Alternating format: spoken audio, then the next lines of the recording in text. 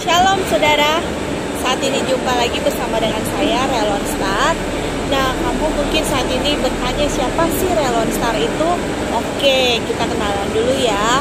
Saya Relon Star, saat ini saya melayani di GPKDI Bojong Indah bersama suami saya. Dan kalau saudara udah mengikuti pelayanan saya dari dulu, tahun 2008 itu saya menuliskan sebuah buku berjudul Run or Die, yang mengisahkan bagaimana pengalaman saya terbebas dari jerat narkoba selama 7 tahun. Kemudian akhirnya setelah saya hampir overdosis, di situ Tuhan mengangkat saya dan membebaskan saya dari jerat narkoba. Nah, itu tidak akan saya ceritakan saat ini saudara, itu hanya sebuah introducing aja, perkenalan aja. Nah, saat ini saya ingin kita lebih lanjut membahas tentang bagaimana Ratu Wasti bisa kehilangan segala-galanya dalam sekejap saja, padahal ia adalah seorang Queen of the Queen. Nah, kita mau belajar bersama-sama yuk kehidupan Ratu Wasti saat itu. Siapakah Ratu Wasti? Di dalam kitab Ester 1 ayat 1 kita baca bersama. Pada zaman Ahasweros, dialah Ahasweros yang merajai 127 daerah mulai dari India sampai ke Ethiopia. Wow. Jadi, saudara, Ratu Wasti ini adalah seorang ratu yang sangat besar, istri dari seorang raja yang sangat besar, yaitu Ahasweros. Ahasweros ini merajai 127 daerah mulai dari India sampai ke Ethiopia pada saat itu. Jadi Ratu Wasti ini adalah the Queen of the Queen. Wow. Saat itu dia adalah seorang ratu permaisuri yang sangat terkenal, very famous. Dan apa yang terjadi ketika dia punya segalanya, ketika dia merasa dia punya segalanya, dia punya kecantikan, dia punya posisi, dia punya power, dia punya kerajaan yang sangat besar pada saat itu. Tetapi dalam sekejap Ratu Wasti bisa kehilangan segalanya. Ya, segalanya. Nah, apa yang terjadi? Kenapa nasib Ratu Wasti begitu mengenaskan? Kita mau belajar bersama-sama supaya kita juga tidak mengikuti jejak Ratu Wasti. Nah, ayat 9, Ester 1 ayat yang ke-9 di situ dikatakan, juga Wasti sang ratu mengadakan perjamuan bagi semua perempuan di dalam istana Raja Ahasweros. Nah, mungkin sama seperti saat ini Ratu Wasti mengadakan arisan mungkin ya bagi mami-mami diamond, mami arisan berlian, something like that ya mungkin ya, arisan berlian. Dan kemudian dia kumpulkan semua wanita-wanita sosialita pada saat itu. Dan apa yang terjadi saudara? Dia punya segalanya, dia punya istana saat itu. Dan pada hari yang ke-7 ayat 10 dikatakan, ketika raja riang gembira hatinya karena minum anggur, bertitahlah baginda kepada Mehuman, Bista, Harbona, Bigta, Abakta, Zeta, dan Karkas, yaitu ke-7 sida-sida atau ke-7 staf menterinya mungkin Ahasweros, supaya mereka membawa Ratu Wasti sang ratu dengan memakai mahkota like a princess, supaya membawa mahkota kerajaan menghadap raja untuk memperlihatkan kecantikannya kepada sekalian rakyat dan pembesar-pembesar, karena sang ratu sangat elok rupanya.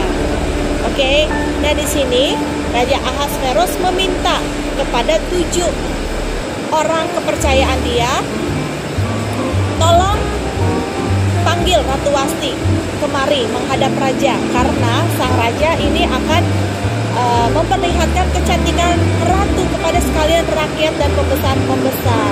Ya biasalah ya saudara ya. Amen. Seorang pria itu akan sangat bangga jika dia mempunyai pasangan yang cantik, elegan, punya inner beauty. Nah, dia mau memamerkan itu kepada teman-temannya yang lain pada saat itu. Tetapi apa yang terjadi?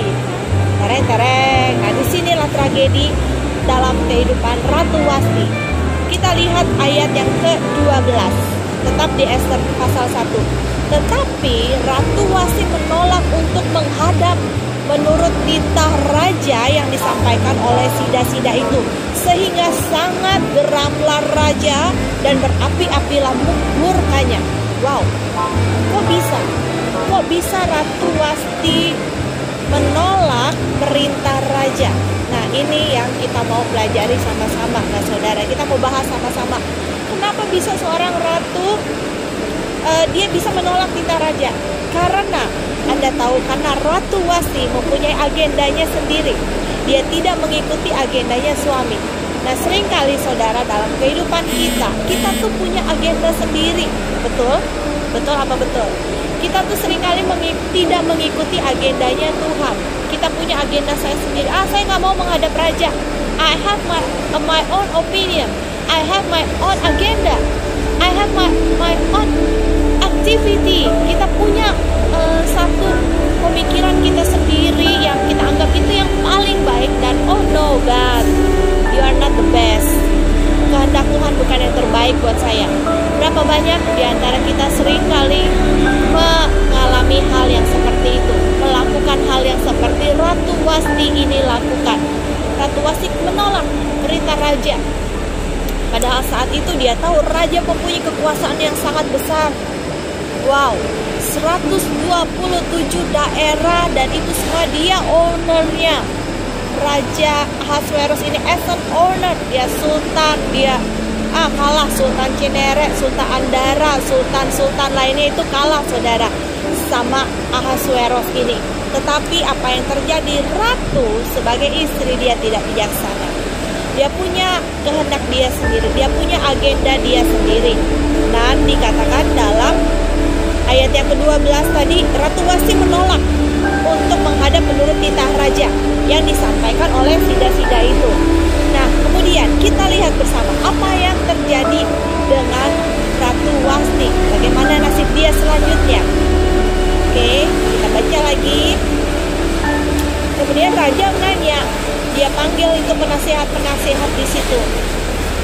Apakah yang harus diperbuat atas Ratu Wasti menurut undang-undang? Kata Raja Ahasuerus dalam Ester 1 ayat 15. Karena tidak dilakukannya titah Raja Ahasuerus yang disampaikan oleh sida-sida, maka ada masukan dari pengawal-pengawal raja. Wasti sang ratu bukan bersalah kepada raja saja, melainkan juga kepada semua pembesar dan segala bangsa yang di dalam segala daerah Raja Ahasuerus. Begini kata masukan dari pengawal Raja Ahasuerus. Karena kelakuan sang ratu itu akan merata kepada semua perempuan, sehingga mereka tidak menghiraukan suaminya. Apabila diceritakan orang, Raja Ahasuerus menitahkan supaya Wasti sang ratu dibawa menghadap kepadanya, tetapi ia tidak mau datang. Dan bla bla bla. Akhirnya ayat yang 19 dikatakanlah kepada Raja Ahasuerus, saudara, jikalau baik pada pemandangan raja, hendaklah dikeluarkan suatu titah kerajaan dari hadapan baginda dan dituliskan di dalam undang-undang Persia dan Media, sehingga tidak dapat dicabut kembali, bahwa Wasti dilarang menghadap Raja Ahasuerus, dan bahwa raja akan mengaruniakan kedudukannya sebagai ratu kepada orang lain, ya, yang lebih baik daripadanya. Karunia, jabatan, posisi apapun yang kita punya, kalau kita tidak ikut agendanya Tuhan, maka Tuhan bisa mengambil itu semua daripada kita. Amin, saudara.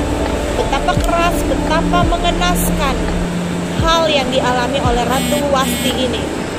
Dalam ayat yang ke-19 dikatakan, dan bahwa raja akan mengaruniakan kedudukannya sebagai ratu kepada orang lain yang lebih baik daripadanya. Artinya, dia tidak akan menyandang gelar sebagai ratu lagi, Queen of the Queen. Itu tidak akan lagi, tetapi akan dicabut daripada Ratu Wasti dan akan diberikan kepada wanita lain. Dan itulah Esther yang terpilih. Dan mungkin kita sangat familiar dengan nama Esther, Ratu Esther. Tetapi saat ini kita belajar dari Wasti, kegagalan dia. Dia punya agenda sendiri. No, aku tidak mau menghadap raja. Padahal no reason, saudara. Dipanggil suami.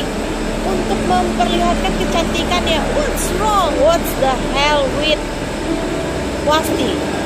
Ada apa dengan dia?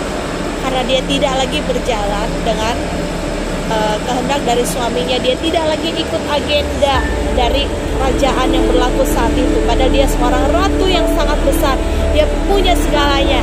She has everything, but she lost everything. Karena dia punya agenda dia sendiri. Saat ini saya rindu pada saudara semua yang mendengarkan sharing saya pada saat ini. Betapapun kita punya segalanya, maybe you have everything. Anda punya kedudukan, Anda punya jabatan, you have mobil mewah, banyak bertaburan di garasi Anda, Alphard, Mercy, Lamborghini, and everything, Ferrari, and anything else. Tapi kalau Anda tidak ikut kehendak Tuhan dan Anda punya agenda Anda sendiri sehingga Anda tidak taat kepada Tuhan, di saat itulah Anda bisa kehilangan segalanya. Iya, segalanya. Anda bisa kehilangan semuanya karena Anda tidak taat pada agendanya Tuhan. Penting bagi kita untuk kita taat terhadap agendanya Tuhan. Bukan kehendakku yang jadi, tetapi kehendakmu lah yang jadi dalam hidupku ya Tuhan. Saya dulu mengajak Anda semua saat ini, pikirkan apa yang menjadi agenda Anda sendiri dan apa yang menjadi agenda Tuhan. Kalau itu masih bertabrakan, saudara skip dulu, saudara simpan, saudara doakan. Dan kemudian, kalau itu adalah kehendak Tuhan, ikuti kemauan Tuhan, ikuti kehendak Tuhan. Minggu depan saya akan bagikan apa yang akan terjadi jika Anda ikut agendanya Tuhan. Saat ini saya hanya membahas kronologinya doang, latar belakangnya doang. Kenapa orang yang tidak ikut agendanya Tuhan itu akan mengalami kemalangan dalam hidupnya. Bahkan dalam sekejap saja, Ratu Wasti kehilangan segalanya. Kehilangan popularitas, kehilangan kekuasaan, kehilangan apa yang diidam-idamkan oleh seluruh wanita pada saat itu. Dalam sekejap saja, langsung diambil dan diserahkan kepada wanita lain. Jangan sampai itu terjadi dalam hidup kita. Mari ikut terus agenda Tuhan. Apa yang Tuhan mau dalam hidup kita, kita ikut saja. Follow Jesus, follow Him. Karena apa yang Tuhan agendakan dalam hidup kita, pasti itu yang the best, pasti itu yang terbaik, number one, nomor satu, itu yang paling cocok bagi kita, itu yang paling tepat bagi hidup kita, because He is God. Dia yang tahu apa yang terbaik dalam hidup. Ikuti saja maunya Tuhan, ikuti saja kehendak Tuhan, maka pasti hidup kamu akan maksimal, hidup Anda akan maksimal. Mari saat ini ikuti kehendak Tuhan.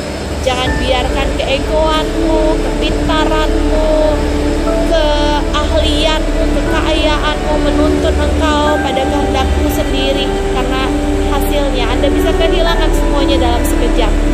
Tapi jika Anda membiarkan Allah menuntun Anda kemanapun yang Tuhan mau, sesuai dengan agenda Tuhan, maka pasti hasilnya akan terjadi pelipat gandaan, keberhasilan, kesuksesan, dan everything yang terbaik dalam hidup Anda. Amin. Sekian sharing saya pada saat ini. Terima kasih jika Anda mengikuti sharing-sharing saya. Saya akan membagikan terus renungan-renungan firman Tuhan setiap hari Rabu dalam YouTube channel Relon Star Official.